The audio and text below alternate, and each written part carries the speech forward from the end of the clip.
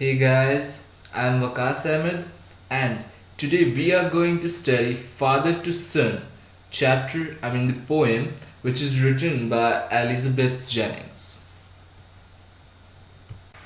So let's start.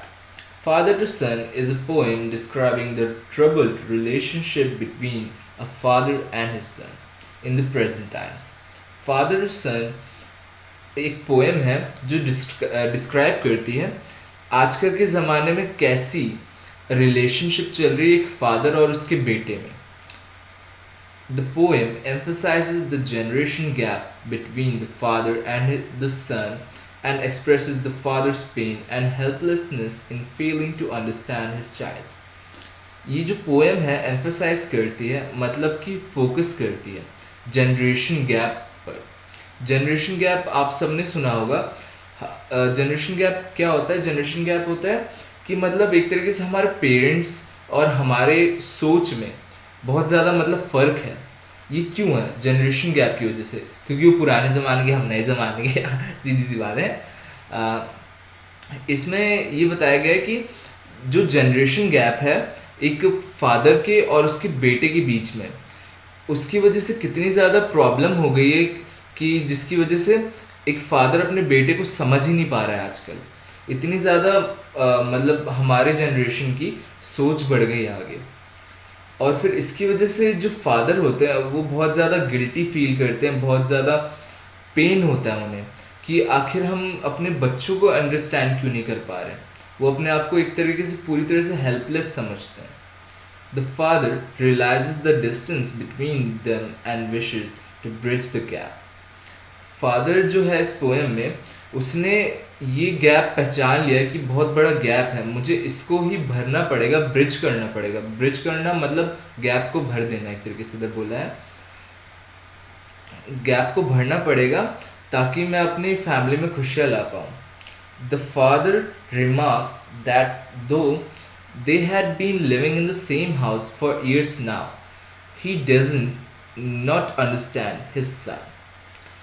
अब father ने ये भी जाना कि हम लोग इतने सालों से एक ही घर में रह रहे हैं, मेरा बेटा और मैं, पर फिर भी अब मैं उसको वैसा समझ ही नहीं पाया हूँ, अब तक वैसे समझ ही नहीं पाया. हमारे बीच में वो अंडरस्टैंडिंग पैदा नहीं हो पा रही. क्यों? As he knows nothing about his son, he tries to build the same relationship that he enjoyed when his son was a small child. तो फिर इसके बाद उसने ट्राई करना स्टार्ट किया कि मुझे अब वापस वैसी रिलेशनशिप तो बिल्ड करनी पड़ेगी.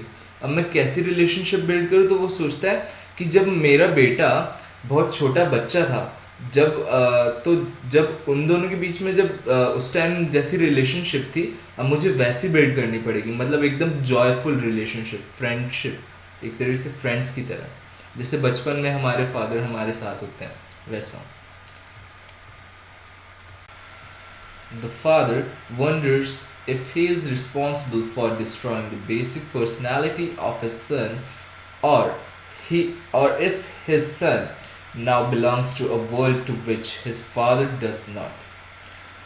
फिर फादर जो है वो सोचने लग जाता है कि मैं तो रिस्पॉन्सिबल नहीं हूँ अपने बेटे की बेसिक पर्सनैलिटी डिस्ट्रॉय करने के लिए, क्योंकि अब उसका जो बेटा है वो उतना ज़्यादा जॉयफुल भी नहीं रहा है जितना बचपन में था. अब उसकी पर्सनैलिटी एकदम चेंज हो चुकी है.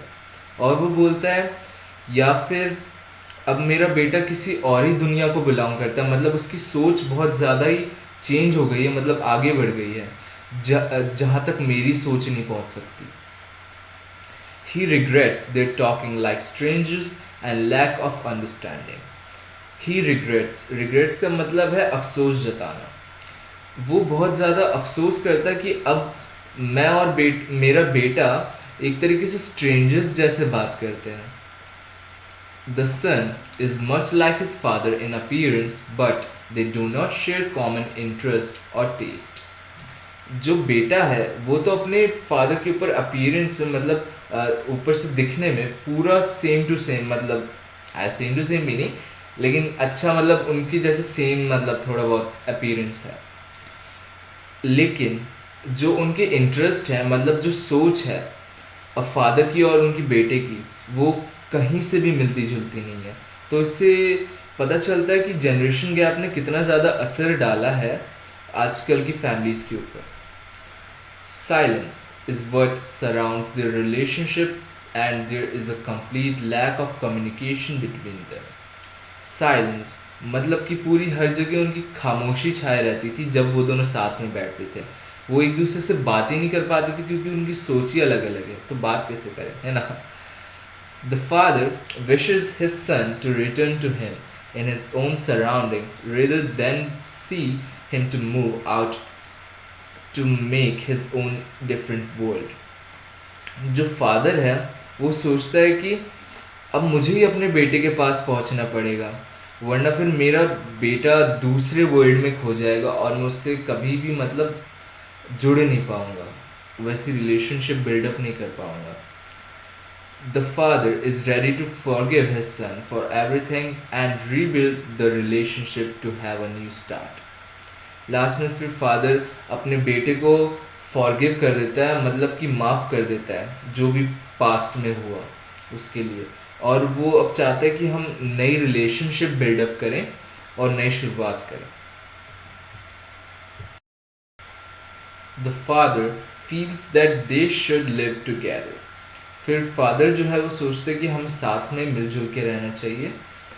ही admits that he himself is unable to understand how his grief gives way to anger. फिर जो फादर है वो एडमिट करता है, मतलब मानता है कि वो खुद भी नहीं जानता कि कैसे उसका जो ग्रीफ है, ग्रीफ मतलब सॉरो, मतलब दुख अपने आप एंगर में बदल जाता है. उनको भी खुद को नहीं पता कि ऐसा कैसे होता है. They wish to resolve their differences, but it seems difficult to live together in harmony. फिर लास्ट में अब वो सोचते हैं कि अब हमें सारे डिफरेंसेस रिजॉल्व कर देने चाहिए, मतलब मिटा देने चाहिए. जो जनरेशन गैप है हमें वो हटा देना चाहिए अपने बीच में से. लेकिन सच्चाई तो ये है कि इसको जनरेशन गैप को फिल करना उतना आसान नहीं है जितना मतलब हम लोग सोचते हैं. तो इसके लिए हमें बहुत ज़्यादा हार्ड मतलब ट्राई करना पड़ेगा ताकि हम अच्छे से पीसफुली मतलब हारमोनी में रह पाए. नॉट पीसफुली, हारमोनी, या सो